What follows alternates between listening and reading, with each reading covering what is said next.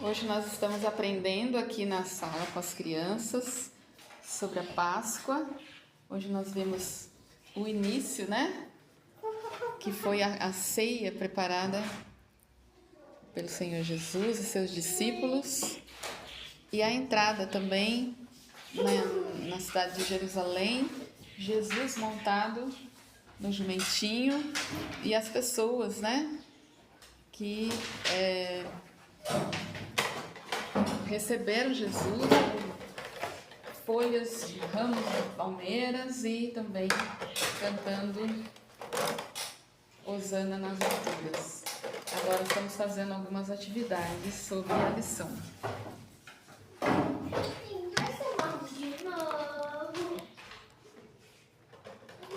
Tá bom. Deixa eu pintar o cabelo do burrinho de novo. Que buchinha. Chama crina, não é cabelo. Você quer cabelo? É que cavalo não tem cabelo. Mas porque não pode ficar perto desse cavalo porque ele... Olha, eu não entendi esse negócio aqui. O quê? Nós vamos recortar ele e montar. Eu vou explicar. Meu pai falou que cavalo tem bafo. E essa manchona aqui é pra pintar também? Mas você vê que vai dobrar ele assim, ó.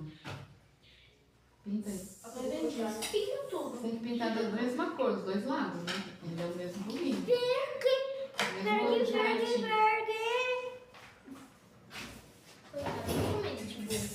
Oi? Não é burro, é jumento. Oxi, Mas tá é mais ou doido? menos a mesma coisa. Deixa eu te falar uma coisa. Bem que ontem meu pai e minha mãe tinham um filme, um desenho de José Maria. Foi tão legal.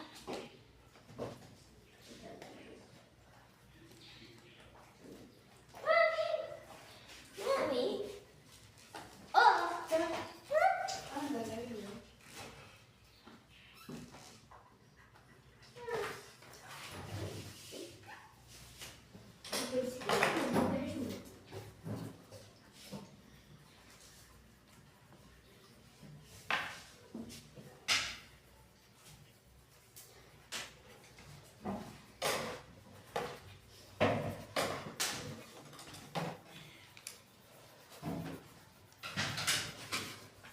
Tem um filme bom também pra assistir. Tá? A única coisa que nós assistimos o filme de José. Filme de José não, desenho de Mas José. era bom, né? Alice, ela tava grávida e o homem com uma cara de filme falou, posso segurar? Ela falou, pode. Uma cara de filme, falou, isso daí tá com uma cara de filme, não com uma cara de desenho. Meu pai falou também que ficava mudando a cara do formato. Falei, tá mesmo. Falei, que desenho estranho é esse?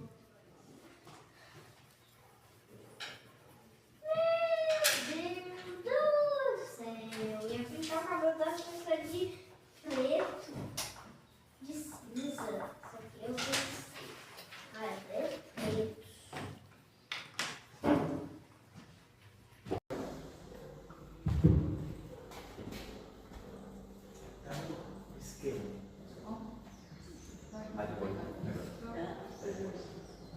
Vamos? Graça e paz. Vamos colocar em pé, vamos orar. Dar início ao nosso colo bíblico de hoje. Oremos.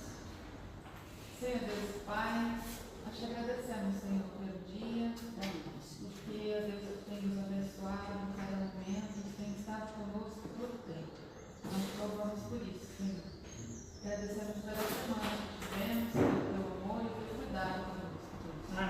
Obrigada por tudo, pedimos a tua presença, Senhor, neste lugar, nos orientando, nos direcionando em tudo que vamos fazer, que tudo seja feito para a tua honra e tua glória. Amém. Obrigada por tudo, continua conosco.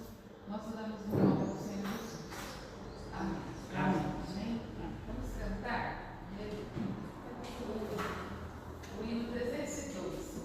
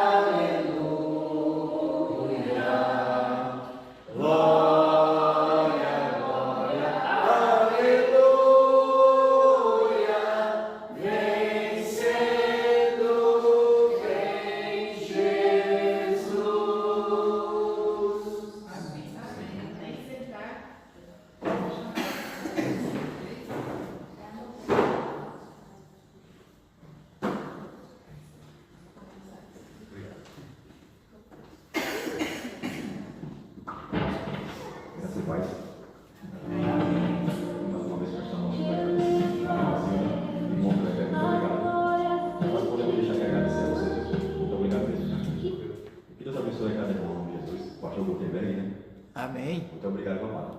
Eu que agradeço. Vocês são um presente aqui para a nossa escola. Deus, receba a nossa adoração. Que não diminua, que o Senhor cresça. Em nome de Jesus.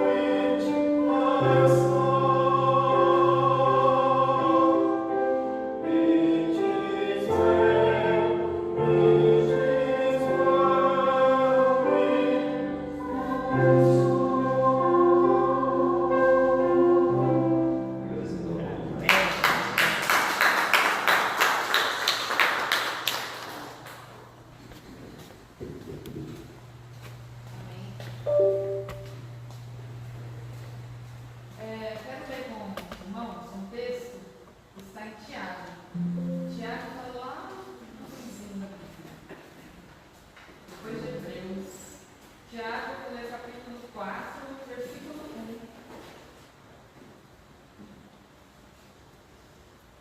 Tiago 4, versículo 1. Eu sempre começo aqui a devocional com uma pergunta, né? E hoje eu vou ler a pergunta que está na Bíblia, né? Tiago faz uma pergunta. Diz assim: de onde vêm as guerras e pelejas entre vós? Porventura, não tendes a saber dos vossos deleites que nos vossos membros guerreiam? Tem várias versões, né? Eu sei de uma, eu vou ler, eu copiei de uma outra Bíblia, né? Diz assim: ó, de onde vêm as guerras e as brigas que há entre vocês?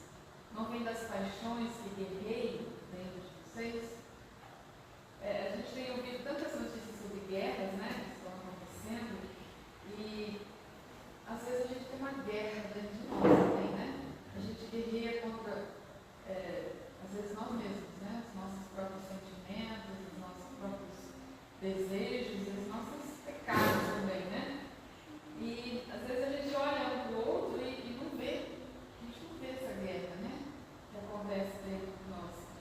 Mas a gente vê o resultado dessa guerra, né? Que muitas vezes é problema de saúde, problema de relacionamento e tantas outras coisas, né? E Tiago fala de paixões que o que significa essas paixões? São intenções que atuam fortemente dentro de nós. Paixão é isso, né? Aquilo que a gente às vezes não controla. E seja essas tensões de sentimentos, convicções, a gente vê essas guerras que estão acontecendo, são convicções desses líderes mundiais aí que acreditam que aquilo é uma solução, que eles têm que brigar por conta daquilo, né? Também são paixões que eles têm lá, que as verdades deles mesmos, né? Nem sempre é o que realmente parece ser. Em Isaías 42, tem um texto que fala sobre isso. Isaías 42, no versículo 20, diz assim: tu vês muitas coisas, mas não as guardas. Ainda que tenha os ouvidos abertos, nada ouve. Então, assim, se chama teimosia, se chama uma cegueira, muitas vezes espiritual, né? E a gente, às vezes, sofre com essas guerras dentro da gente, sem saber que a gente tem que ouvir, a gente tem que enxergar coisas que a gente não consegue, né? E muitas vezes é Deus que mostra para a gente tudo isso. Então, nós temos que estar em conexão com o Senhor para que a gente possa enxergar aquilo que a gente não consegue ouvir, aquilo que os nossos ouvidos estão abertos, mas a gente não consegue ouvir e ver as coisas, né? Então, a gente tem que prestar atenção no que é importante, né? Observar as atitudes de Jesus na palavra, né? Que quando trouxeram aquele paralítico para ele, né, do telhado, ele não falou nada, né? Ele simplesmente falou, ele não perguntou o que aconteceu, nada. Ele simplesmente falou assim: filho, os teus pecados estão perdoados. Né? Então, talvez ele precisasse de perdão, precisasse até da prova de perdoar ele mesmo, né? Muitas vezes a gente não se perdoa. Eu tenho dificuldade, né? Às vezes eu erro e eu fico me condenando. Difícil perdoar até a gente mesmo. O perdão é um negócio complicado, né? Não é fácil. Mas que a gente esteja atento para buscar a paz que vem do Senhor Jesus, né? A paz interior, que Ele possa, nós precisamos orar, que Ele abra os nossos olhos, os nossos ouvidos, para a gente ver coisas que não conseguimos e entender, né? E, assim, muitas vezes temos que controlar as nossas paixões, as nossas guerras interiores, né? Amém? Que a gente possa meditar nisso, né? De onde vêm essas guerras, né? Como o Tiago pergunta, né? Ele pergunta de onde vem. Vem às vezes do pecado, vem às vezes da nossa teimosia, vem às vezes da nossa cegueira, então que a gente possa abrir os olhos. Amém? Estar expostos, né? Diante de Deus. Amém. Então vamos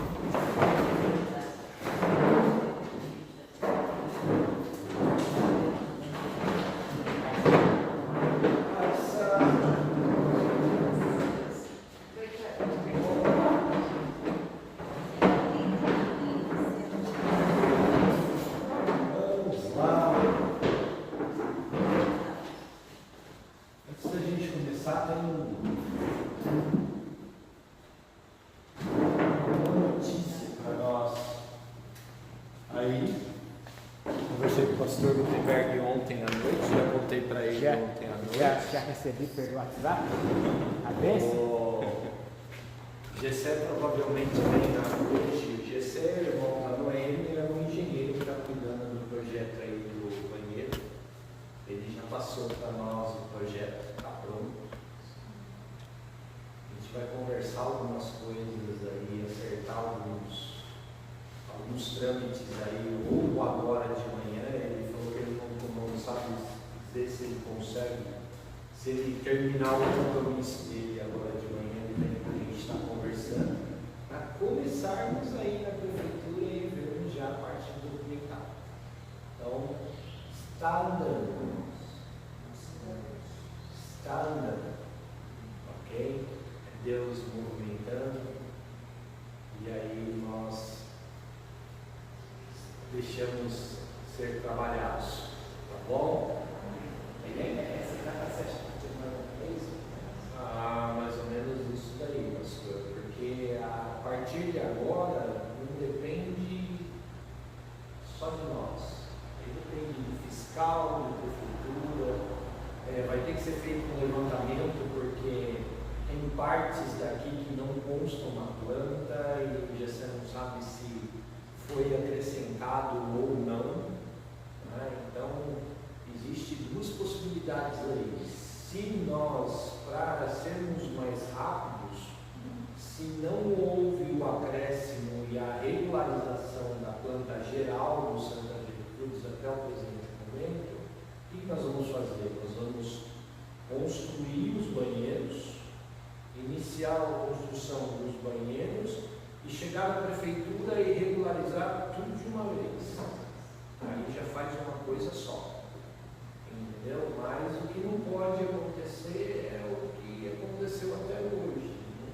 Regularizar. É que nem a história da documentação da sede. Quando eu assumi a sede, a administração da sede, a sede também não tinha VCD, não tinha laudo do corpo de bombeiro. E ela falou, a gente tem que mexer nisso. A gente tem que ir atrás disso. É trabalhoso? É moroso? Porque da sede eu fiquei acho que 6 meses para conseguir tirar o ABCD. 6 meses. E eu e o Mário, esposo da Néia, batendo em cima praticamente todos os cantinhos de vida. Mas conseguimos. Então, Deus vai nos ajudar. E aí, eu ontem conversando com ele, eu falei, olha, falou, e se não tiver? Eu falei, se não tiver, a gente faz. Você já faz tudo de uma única vez. Eu falei, então, tá bom, mas o primeiro passo é ir na prefeitura e ver como é que está atualmente. Hoje. Pode ser que esteja similar. Pode ser que esteja similar ao que já existe hoje, e aí é só acrescentar os banheiros, né? E aí o trâmite é rápido, porque nós estamos falando de uma área que já é construída. Você não vai acrescentar, não só tem, não, já só vai colocar lá dentro. Então ela já é considerada área construída, porque já é coberta. Agora, se não houve, que até a gente estava conversando também, né, embaixo, a cozinha aqui embaixo e uma série de outras coisas que foram alteradas, como a rampa e tudo mais, então a gente vai ter que acrescentar isso. Mas se tiver que acrescentar isso, a gente vai acrescentar depois do banheiro. Aí o banheiro está pronto, vai lá e já. Quer isso fazer? Pode.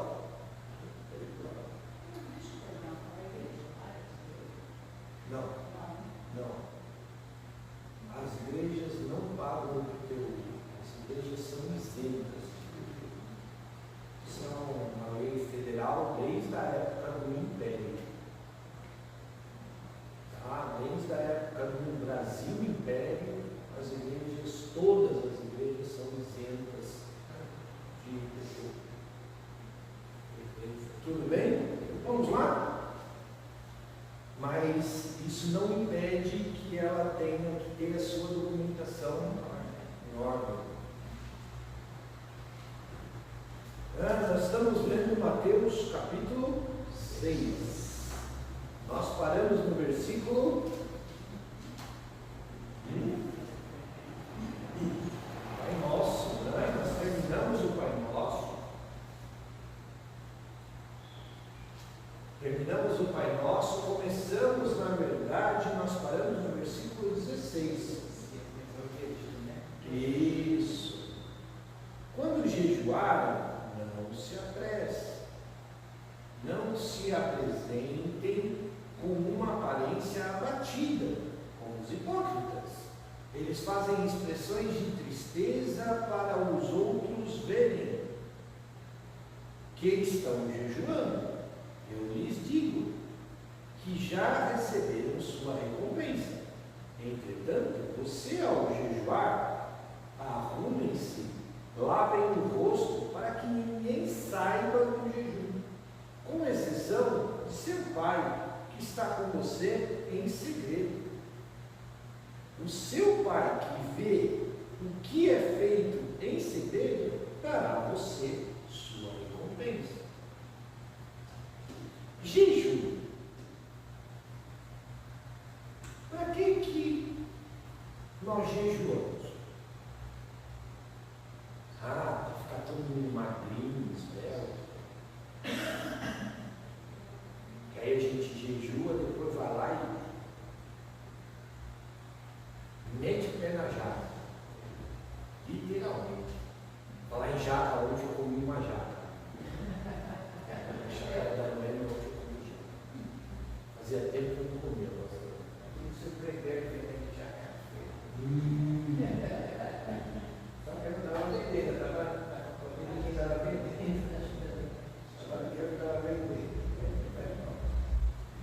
Mas e aí, para que eu faço jejum?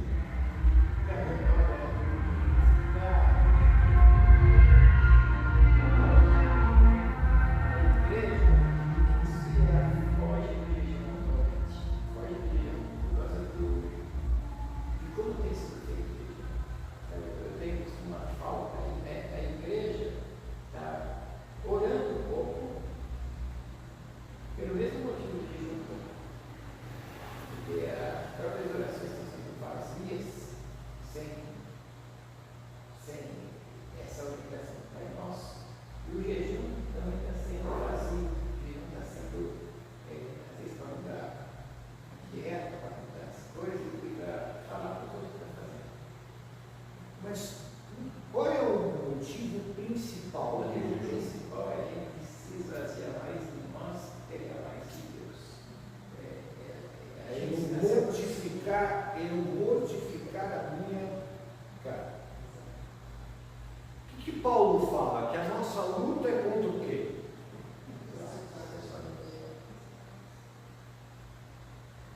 E nós temos que mortificar a nossa carne, nosso eu. Ok? Só que o que acontece muitas vezes, o que acontecia naquela época, é que os fariseus, o que eles faziam? Eles faziam as coisas não por causa de Deus. Eu não faço as coisas por causa de Deus. Eu faço para me promover. Então, o que eles faziam? Eles faziam um jejum assim, eu estou fazendo um jejum, e espalhava isso para todo mundo. Fazia propaganda disso. Hoje é diferente. Não. Infelizmente, não. E aí até para adquirir alguma coisa, mas as pessoas têm para adquirir alguma coisa, não para ter mais simplicidade. É a famosa teologia da prosperidade. Eu faço algo não de coração, porque eu quero algo próprio. Isso é hipocrisia. Eu tenho que fazer as coisas para Deus de coração, não para me promover. Por quê? Porque Deus sonda o coração. Ele não sonda as nossas intenções. Aliás, Ele conhece as nossas intenções, mas Ele sonda o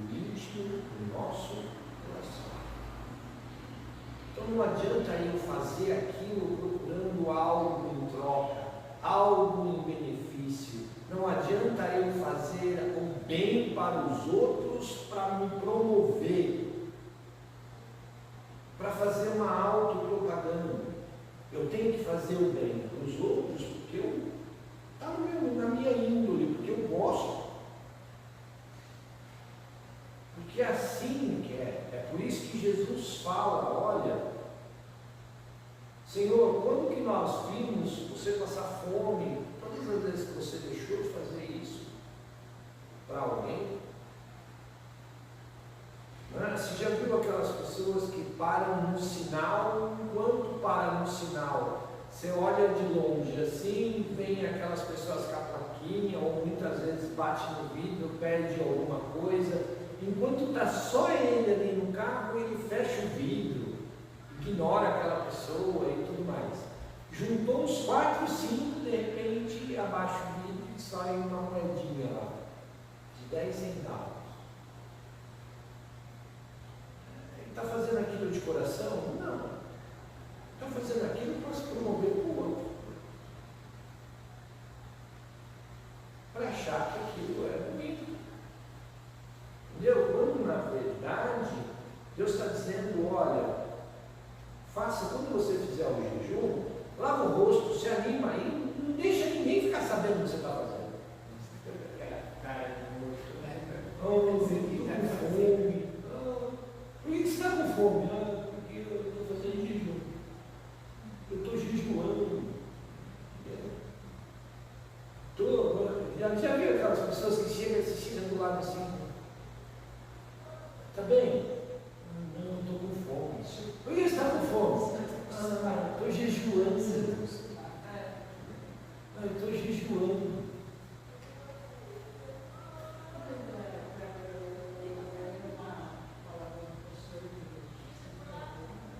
O jejum não é só, né? Não. Não é só para a gente parar o Não, o meu jejum para o máximo é o jejum da língua. Segunda para as pessoas pararem de falar com o outro e falar com coisa significa.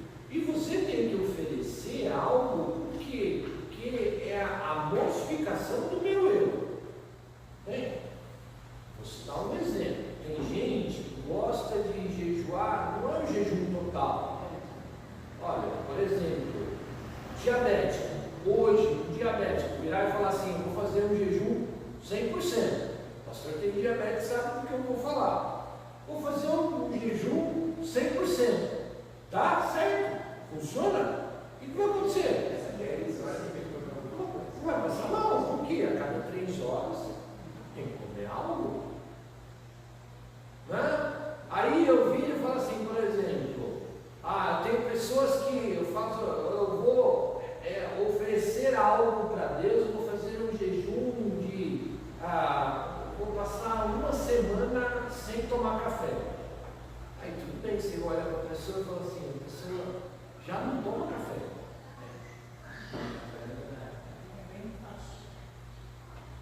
Ou seja, não ofereceu nada. Sacrifício algum. Por isso que Davi falava, acaso oferecerei eu ao meu Deus algo que não me custe? Para a pessoa ter um domínio Próprio. A pessoa serve fazer um exercício de jejuar, de falar mal, de criticar, tudo. Ela vai ter essa prática. E funciona. Vai querer essas coisas. E funciona. Funciona. E no começo vai ser. Ela vai falar que cortar No começo vai ser difícil, porque é algo gostoso, cara. Certo? Então, deu para entender o jejum? Para que eu faço jejum então? Por que eu faço jejum então? Se aproximar de Deus. Para oferecer algo para Deus que me custe, que seja custoso fazer, que vai me dar trabalho, mas que também me vai lembrar que tem uma recompensa. E quem vai me dar a recompensa é Deus, não é as pessoas. Irmãos, eu sou doido lascado. Não tenho o menor constrangimento de dizer isso. Tem duas coisas que eu como assim, nem como mesmo, com gosto. É chocolate e sorvete.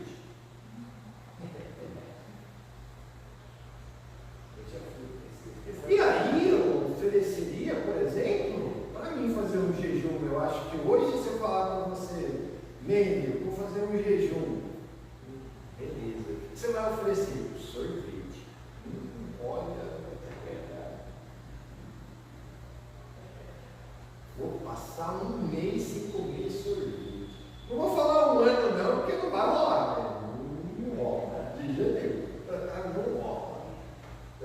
Mas um mês já, uma semana já ia ser difícil, um mês então, sem rolar. Mas se eu falar, por exemplo, eu não tomo muito café, eu tomo. Você toma café? Eu tomo raramente. Agora, se eu falar para Deus assim, eu vou oferecer um cafezinho. Agora, eu conheço uma sujeita chamada Neia, se você falar para ela, Neia, você vai passar uma semana sem tomar café, ela vai falar, não. Para passar 2 horas já é difícil, mas uma semana então nem pensar. É algo que seja difícil. Algo que seja difícil, algo que seja custoso, tudo bem? Porque é um sacrifício. Deu para entender? Deu para entender a história do jejum? Essa história da pizza começou, é interessante, né?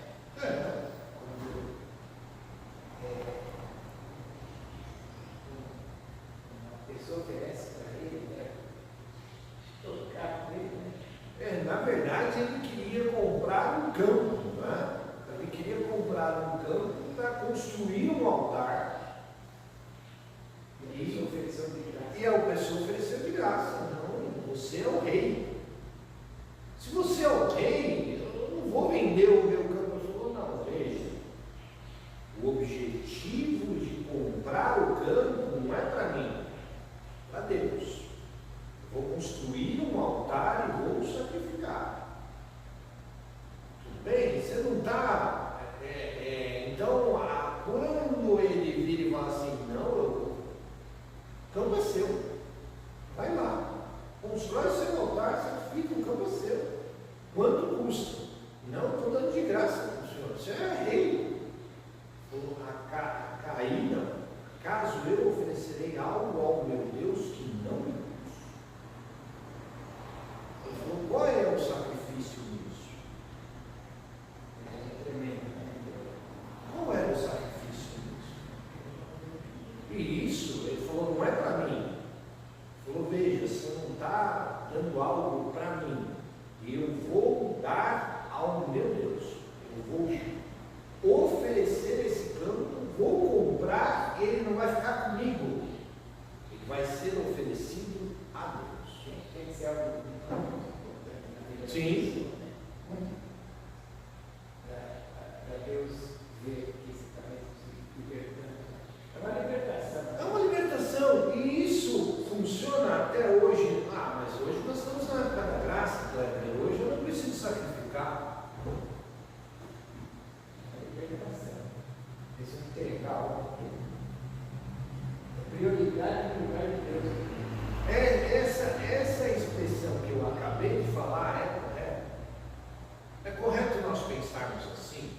Hoje eu não preciso oferecer sacrifício para Deus. Hoje eu estou na época da graça. Jesus se sacrificou no meu lugar e a palavra diz que eu não preciso mais sacrificar.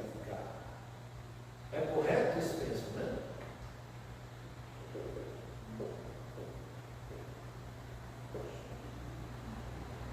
Pelo menos na área de jejum muito correto. Você tem que. Deus tem que ser prioridade. Deus não aceita nenhum lugar que não seja primeiro. Se tem alguma coisa que todo lugar que Deus tem que jejuar. Lembra uma pergunta que eu fiz para as docas? Quando eu falei sobre Abraão, na última vez que eu falei sobre o sacrifício de Abraão, de Isaac. O que Deus, se Deus hoje chegasse para vocês e fizesse na mesma situação que Abraão foi colocado, pede que Abraão sacrifique Isaac. Mais precioso para ele. Coisa mais preciosa para ele. Por quê? Amém, ele sabe disso. Nós conversamos sobre isso lá na Glória Glória. a Deus. Vai. Toda a não possibilidade de Sara porque tinha que ter um herdeiro, tinha que ter um varão. Mas o principal foi que Isaac tomou o lugar de Deus no relacionamento que Abraão tinha com Eu Deus. valorizava mais Isaac. Mas Isaac, depois do nascimento de Isaac, como é que você pode afirmar isso, Kleber? Até o nascimento de Isaac, nós vemos nenhuma, nem duas, nem três vezes Deus descendo à terra para conversar com Abraão. Deus se manifestando com Abraão, conversando com Abraão, se revelando para Abraão pessoalmente. Ele não mandava um anjo, ele descia e conversava com Abraão. Após o nascimento de Isaac, quando Deus pede Isaac em sacrifício para Abraão, Isaac tinha aproximadamente 21, 22 anos de idade. Ou seja, se do nascimento de Isaac até o sacrifício, até o pseudo sacrifício, você não vê mais por 22 anos um silêncio entre as conversas de Deus com Abraão. O que mudou? Deus mudou? Abraão mudou? Não. O relacionamento, a prioridade de Abraão mudou. Era o filho. Perpetuar uma geração. Pastor, acho que alguém está procurando copo. Copo. Então quando existe essa troca de prioridades, é que Deus vem e te faz a seguinte pergunta: o que eu vou precisar pedir de sacrifício? Porque está tomando meu lugar. Qual? É um filho? É um carro? O que mais a gente se apega? Quando nós temos que lembrar o quê? Qual é a principal coisa que nós temos que nos lembrar? Deus é o nosso tudo. Buscai primeiro o reino dos céus e a sua justiça e as demais coisas. As demais coisas. Veja, ele não coloca família, saúde, não, ele coloca as demais coisas. Primeiro é Deus. E as demais coisas me são acrescentadas, ou seja, me são dadas. Qual é a diferença? O que a gente faz? É isso que a gente faz? A gente faz o contrário. Busca primeiro as demais coisas e deixa Deus em último lugar. Você tem que viver para Deus, para viver de Deus. Não é viver de Deus. Você vive de Deus, você vive para Ele. Ele está sempre. Mas Ele é a primícia. Fica mais fácil, né? Fica mais fácil a gente Fica maravilhoso. E o interessante é que se nós estudarmos a história de Abraão, o nascimento de Isaac, nesses 21 anos, ele ficou estacionado no mesmo lugar. E quando você rega a tua vida para servir a Deus em todo lugar, ela fica com uma leveza, sabe? Não é difícil você acordar cedo para orar, não é difícil você acordar cedo para fazer uma devocional, tudo fica tranquilo. É que enquanto você não põe como regra, Deus em primeiro lugar, parece que Deus está muito longe. Você não consegue acordar cedo, né? Então, a vida com Deus, irmãos, ela é muito simples. Ela é uma vida simples. A partir do momento que eu tenho algumas regras. Primeira regra, eu estou aqui de passagem.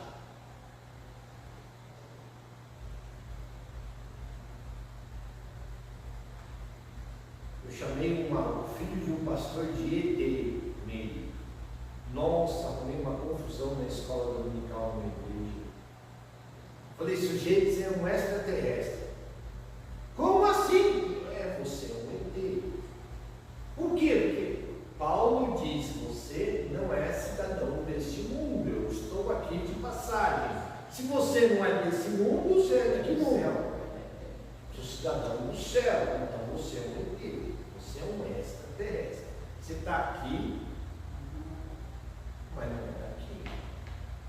Nossa. Uma semana depois, eu estava sendo chamado no gabinete pastoral. Como é que é isso? Você vira, mano. Simplesmente abri o texto, que era o texto da escola dominical. Abri o texto, virei para o pastor e falei assim, então me explica aí. Se o pastor tem uma forma diferente de me explicar, me explica aí. Esse ET tem uma coisa que é uma pessoa de Deus. Ah, é diferente. Mas foi essa a conversa, né?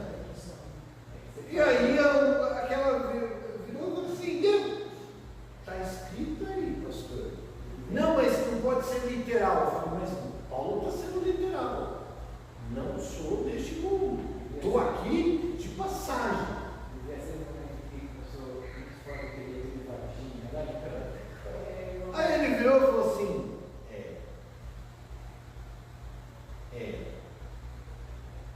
No terceiro eu falei, pastor, não adianta você ficar repetindo porque não vai ter o que explicar.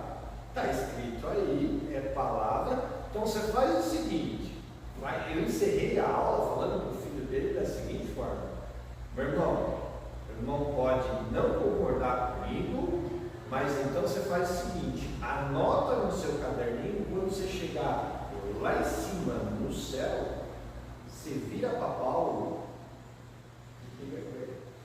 conversa com ele, porque foi ele que disse isso, eu estou repetindo. Beleza? Aí você quebra o pau com ele, porque eu não tenho nada a ver com isso. Estou dando a aula de acordo com aquilo que ele falou. Agora, que ele não está errado, desculpa, ele não está. Então, se nós colocarmos na cabeça que nós estamos aqui de passagem,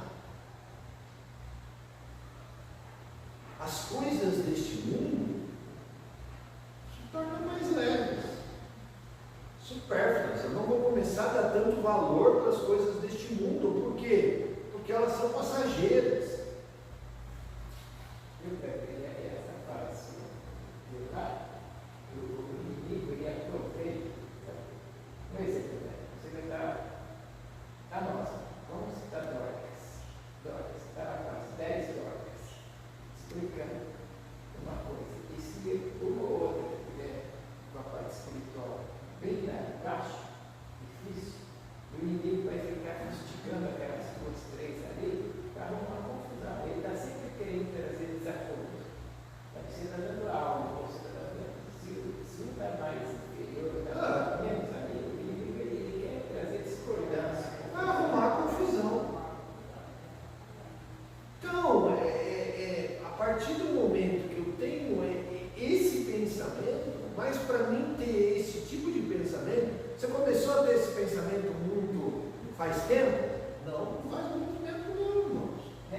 42 anos de igreja. Conhecimento da palavra. Conhecimento, vivência.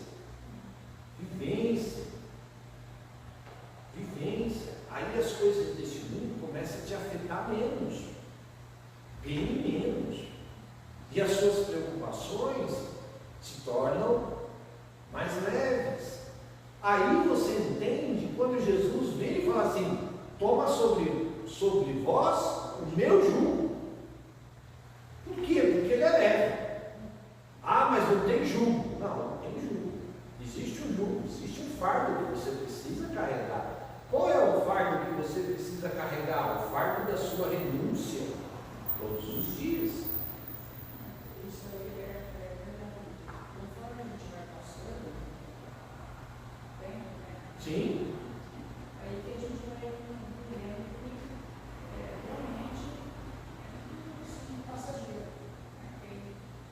Mas eu preciso estar disponível a isso, porque eu conheço pessoas.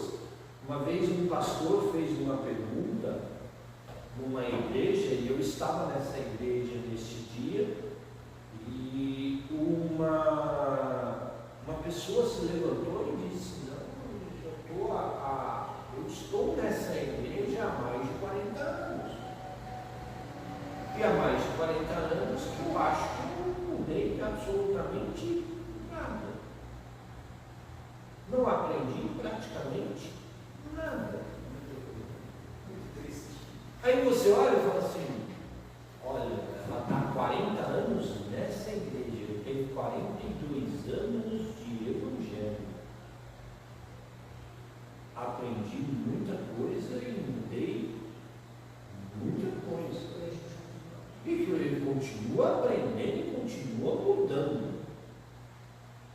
Isso só vai acabar o dia que Jesus voltar e, como diz a minha tia, subir com a turma, ou que ele me chamar. Lá entra no gozo do teu Senhor, porque deu o seu tempo. E aí ter um corpo transformado, uma mente transformada, uma vida transformada. E aí sim você vai dizer: agora eu já. Mas mesmo assim eu acho que o aprendizado, porque nós não vamos passar uma eternidade nos céus simplesmente sentadinho lá, bonitinho, sem fazer nada. E outra coisa, eu acho que Não creio que vai ser assim, não. aqui o louvor é mais difícil. Sim. Aí você vai prestar vídeos dos pecados, tudo, e vai ser mais. É mais fácil louvar, vai ser tranquilo. Porque é difícil louvar a Deus, porque Vai ser 100% puro. É um cheiro, um incenso perfeito. Então, quanto mais próximo de Deus eu chego, mais parecido com Ele eu fico. E melhora a minha convivência. E o jejum faz isso. Eu sinto que a igreja está fraquíssima de jejum. As poucas que faz jejum está fraca e fraca de oração. Porque as pessoas falam que ora, mas não ora. Fala que jejum é jejum. A igreja só fala que jejum e ora. Eu não sinto que está fazendo isso. E aquilo que a gente está falando, está ali, versículo 19. Vamos lá. Não juntem riquezas para vocês na terra, onde as traças e as ferrugens destroem, de que onde vêm os ladrões e abrem a força e roubam. Em vez disso, juntem riquezas para vocês nos céus, onde nem a traça, nem a ferrugem destroem, e onde ladrões não entram nem roubam. Pois onde estiver a sua riqueza, ali também estará o seu coração.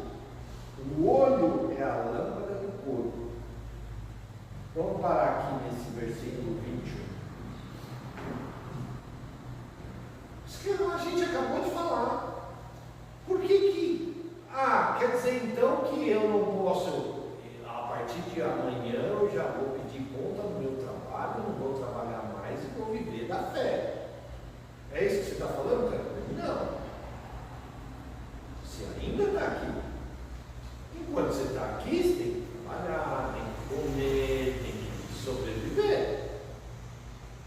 Tem. Agora, você tem que viver para isso. Jesus está dizendo aqui, não tem riquezas nesse mundo. Por quê? Porque a traça corrói. Quer dizer, então ser rico é o problema? Não. É errado eu ser rico? Não. É errado eu juntar um dinheirinho? Não. O que é errado? Qual é o erro? Eu viver para isso. Eu viver em prol disso. Gente, as nossas economias, elas servem para nos servir, não ao contrário. Você quer ver um exemplo disso? Carro. Você gosta de ter um carro bonitão, tal, limpo, bonito? Eu já tive carro importado. Eu lembro quando eu era criança, eu virava para o meu pai e falava assim, eu ainda vou ter uma BMW, um dia eu vou ter uma BMW. Aí meu pai dava risada. Beleza. Um dia você vai ter uma BMW. Ele falou, e ore para que Deus permita para que você tenha dinheiro suficiente para sustentar a BMW. Que é um carro caro. Só que assim, meu pai virava e falava assim, eu tenho um Corcel, uma Belina Corcel 2, velha, caindo aos pedaços. Tá lá. Te leva para tudo quanto é lugar? Leva. Ele falou, te leva para tudo quanto é lugar, não leva? No mesmo jeito da BMW, não é? Pode não ter o ar condicionado, mas tem o ar janelado. Te refrigera do mesmo jeitinho. Te leva para o mesmo lugar. Vai pagar o mesmo pedágio que eu pago, tudo certinho, tudo bonitinho. Beleza, é uma questão de status. E vocês devem conhecer, e eu achava isso um absurdo, até que um dia que eu comecei a trabalhar, eu lembro que eu comprei meu primeiro carro foi um 147. Meio. Literalmente era pé de boi, pastor, porque no banco do passageiro tinha uma tábua no lugar do assoalho do carro. Tinha um buraco assim. Eu lembro que eu cheguei com o carro na minha casa, a porta do passageiro tinha essa tábua debaixo do banco, porque senão a pessoa afundava, literalmente, parecia o carro dos Flintstones. Afundava e a porta era amarrada com arame. Eu lembro que eu cheguei com um carro, eu tinha 14 anos de idade. Tinha pegado o meu primeiro orçamento, meu primeiro ordenado e comprei o carro. Cheguei, encostei o carro na porta de casa, assim, eu morava numa descida assim, e eu tinha que encostar o carro na porta de casa assim, inclinado, virado para a guia, a roda, porque o breque estava ruim. Aí eu olhei, cheguei em casa todo contente e tal, pai, comprei um carro. Eu só comprei um carro. A sua idade você comprou um carro. Comprei um carro. Juntei 2 dos meus salários ali, 2 da parte do meu salário e comprei um carro. E meu pai fez as contas, ele virou e falou assim, deve ser o carro. Mas tudo bem, vamos lá. Aí quando meu pai olhou pela janela da sala assim, ele viu o carro encostado lá, ele falou assim, aí minha mãe, onde já se viu, não sei o que, fique em paz. Ele falou que tinha comprado um carro, aí você podia ter ficado preocupado, eu achei que fosse um Fusca, alguma coisa do gênero. Mas dá uma olhada naquele troço que está lá parado na garagem de carro. Isso aí não vai durar um mês. Aí vai acabar em um mês. Mas foi batata. Deu 3 meses, meu irmão pegou a chave do carro, saiu para dar uma volta no carro, virou o carro. O carro desmanchou. Então, só que tem pessoas que, por exemplo, vivem em prol dessas coisas. O carro, por exemplo, não serve, por exemplo, para levar levar os irmãos na igreja, para estar à disposição da obra e tudo mais. Não, meu carro. Passa o final de semana mostrando o carro. Mas, viu? O carro não serve ele serve o carro. As riquezas não servem para ajudar ele ou para ele ajudar pessoas. Ele vive em prol da riqueza. Aquelas pessoas que, não, eu tenho que juntar mais, eu tenho que ganhar mais. Se a minha casa não for a melhor da rua, não serve. Ou seja, vive para as coisas do mundo. Quando na verdade é passageiro. Quando na verdade, o dia que Deus veio e fala assim, viu? Vem para cá que chegou a hora de nós acertarmos as nossas contas. Vem para cá.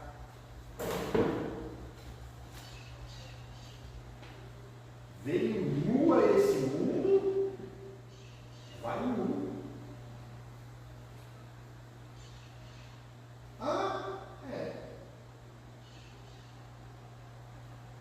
Sabia disso? Que mesmo os arrebatados vão nus. Nem vai de roupinha, não. Aí você vai lá no Alexandre do Branco, né?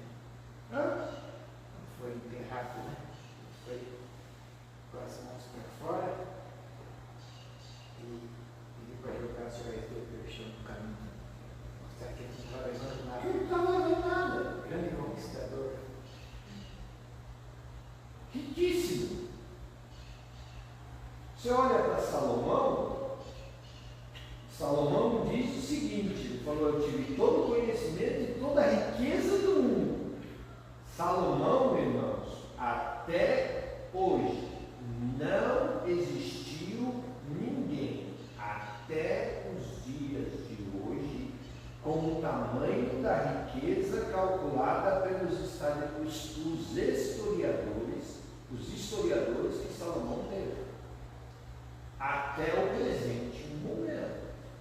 E nós estamos falando de homens que são trilionários nos dias de hoje.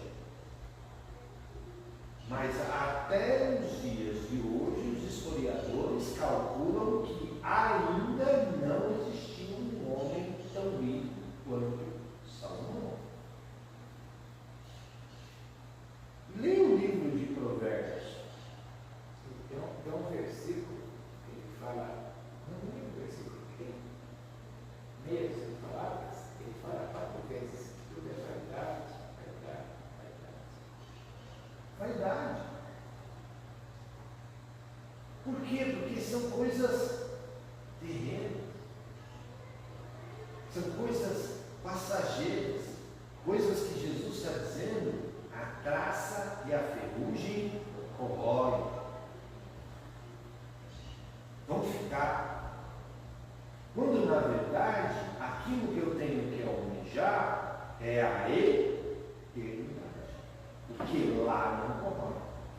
E aí, você tem pessoas, né, que viveram bastante, 80 anos, 50, 60, mas o que você vê hoje em dia, pessoas ir para a glória, com 40, com 35, com 50, é um número muito grande, até menos, com 18, com 20, mas esses dias eu fiz uma pessoa com 38 anos, com câncer, que mora para outra, foi embora.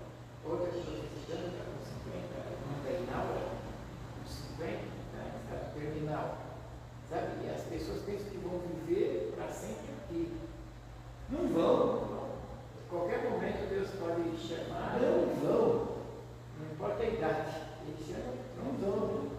Nem, por exemplo, as pessoas que vão passar pelo arrebatamento, vão vir, vão passar por todo o processo de julgamento e tudo mais. Jesus vem, retorna, essas pessoas retornam com Jesus e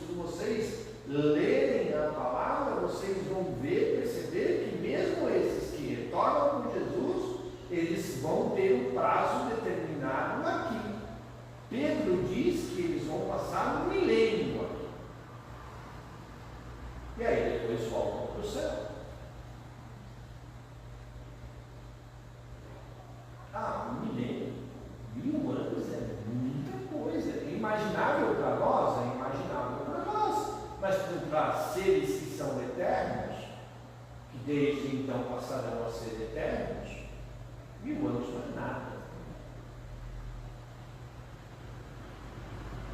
Já pensou pensar 1000 anos para um ser que é eterno? Não é nada. Não é nada.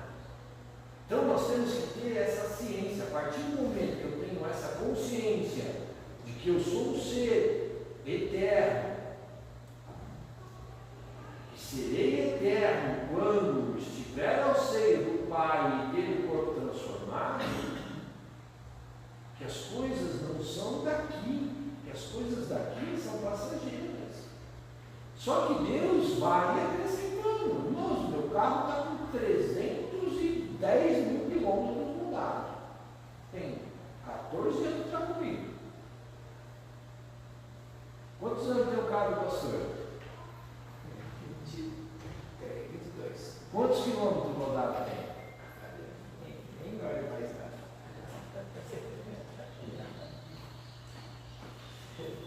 Mas sabe qual é a diferença? Você sabe o que eu fiz nesse carro até agora? O cabeçote dele. Troca pastilha, freio, amortecedor, essas coisas aí, as ponteiras de roda, essas coisas. Mas está lá, almeja trocar, almeja comprar um novo carro, almeja comprar um novo carro. Eu penso em comprar um slim para pôr gente dentro do carro. Coisa pra igreja. Eu tenho dinheiro, agora que dinheiro para comprar um. Mas você traz. Você fica preocupado com isso? Não. Você vive em prol disso? Não. Por que ele vai ficar? Se Jesus voltar hoje, agora, ele permanece lá. Ali é causado. Estacionado ali para a vida. Vai ficar lá. Que a chave vai ficar dentro dessa calça aqui no chão. A Bíblia ela nos ensina a viver a eternidade já. Já. Aqui não. Já começa aqui. Agora. Só vai mudar de lugar. Por quê? Porque você é cidadão dos céus. Vocês sabem como é que funciona a vida do embaixador? Os meus primos que estão em Israel e os meus tios que estão em Israel, alguns trabalham em embaixadas. 2 na embaixada do Brasil e 1 na embaixada do Equador e 1 na embaixada do Uruguai, em Israel. Então, eles conhecem bem como é o funcionamento do dia a dia dentro de uma embaixada. Vocês sabiam como a embaixada ela é considerada o território, por exemplo, a embaixada do Brasil em Jerusalém, em Tel Aviv, tá? A embaixada do Brasil em Tel Aviv, ele é território brasileiro. Ele representa o Brasil e é considerado em Israel como território brasileiro. Ah, mas não está em Israel? Tá. Não está em Tel Aviv? Tá. Mas é território brasileiro. Enquanto o embaixador brasileiro estiver lá, ele é território brasileiro. Israel não pode entrar lá. É sujeita às leis internacionais? É, mas também às leis brasileiras. Tudo bem? Certo? E nós, como cidadãos dos céus? Somos embaixadores de Cristo. Não é isso que Paulo fala?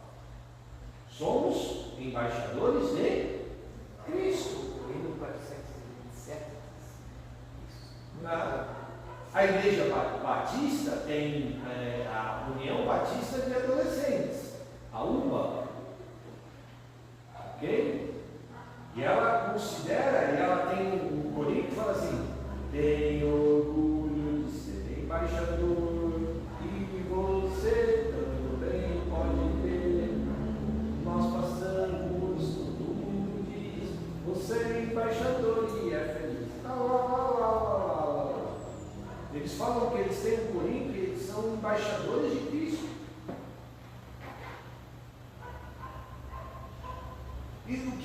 está dizendo? Eu represento Cristo aqui nesta terra e sou embaixador de Cristo. Por quê? Porque eu sou um cidadão dos céus. Então eu estou sujeito às leis dos céus, não deste mundo. Já parou para pensar nisso? Ah, quer dizer então que eu não vou ter que responder pelas leis da terra? Pelas leis do Brasil? Não tenho. Mas lembra o que nós acabamos de estudar no Sermão da Montanha? O que Jesus fez com a lei? Quando começaram a vir com esse papinho para cima dele, o que ele começou? O que ele disse? Olha, a lei de Moisés diz assim: se você cometer um adultério, você vai ser apedrejado, você é digno de morte, não é? A lei que eu estou colocando para vocês agora, a lei que eu estou propondo para vocês agora, a lei de Moisés diz que se você cometeu o pecado, você vai sofrer consequências. Eu estou dizendo para vocês que se você pensar, você já pecou. Ele complicou mais, deixa a pessoa mais fiscalizada dentro da lei. Então o que Jesus está dizendo? Eu, como embaixador de Cristo, eu tenho que prestar um exemplo ainda melhor do que aqueles que são cidadãos aqui da terra.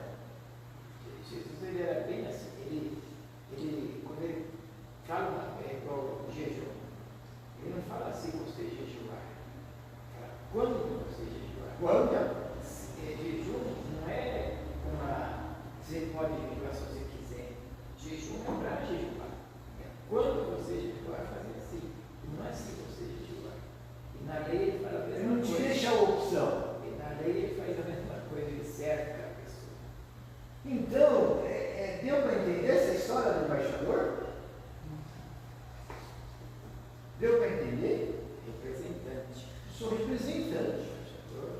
O hino 427 ele é muito E feliz. se você conversar com os meus tios e com os meus primos, ele vai dizer assim: é esperado do embaixador de qualquer país que representa outro aqui na nação de Israel que ele dê exemplo. E são pessoas extremamente visadas. Visadas por quê? Porque é esperado deles um padrão de conduta. E será que com nós, como cidadãos dos céus, como embaixadores dos céus, também não nos é esperado esse padrão de conduta? E qual é o padrão de conduta do embaixador do céu? Diz o hino: vem para serviço do meu rei. Eu sou representante do rei. E aonde está o padrão de conduta do rei?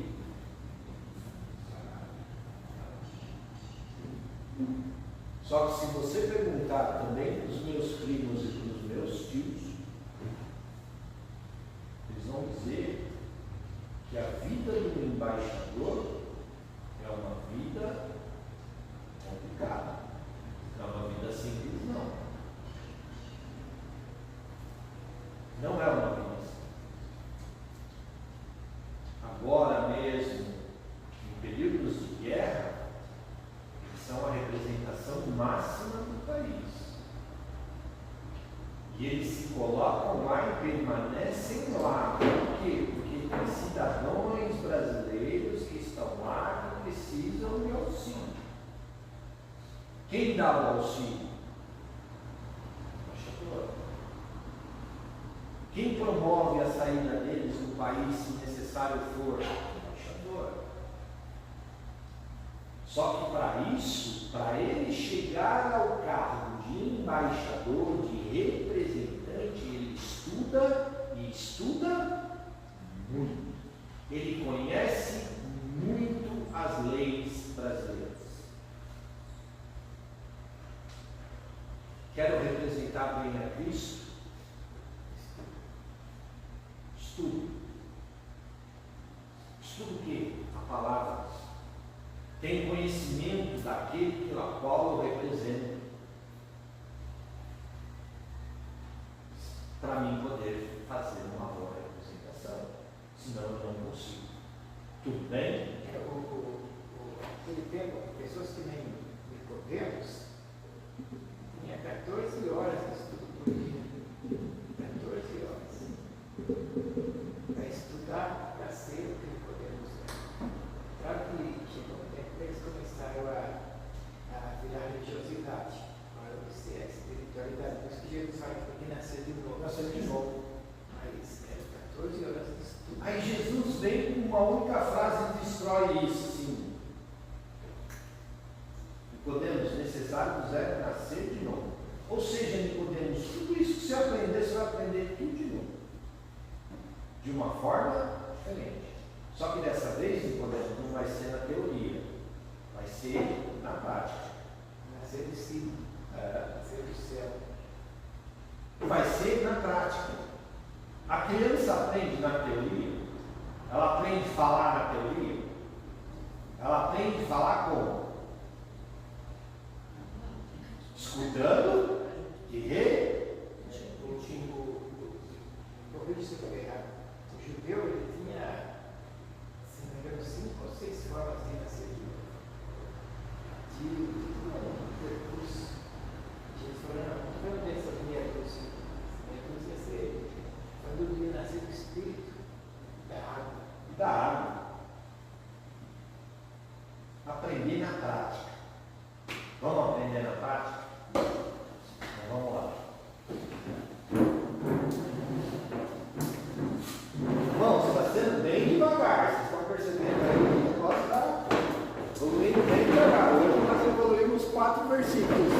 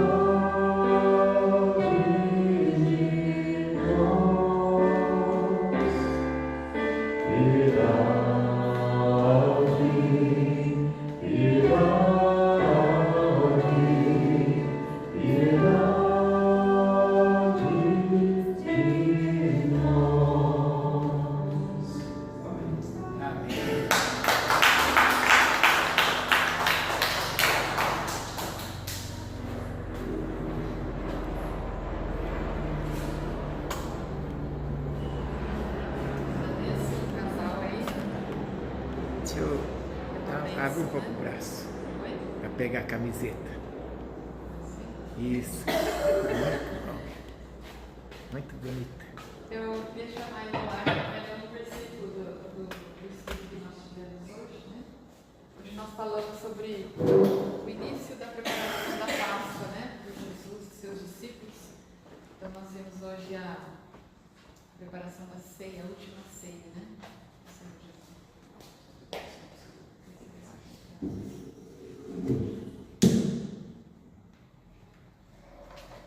E as multidões, tanto as que iam diante como as que seguiam, clamavam, dizendo: Hosana ao filho de Davi, bendito que vem em nome do Senhor. Hosana nas alturas. Amém, amém.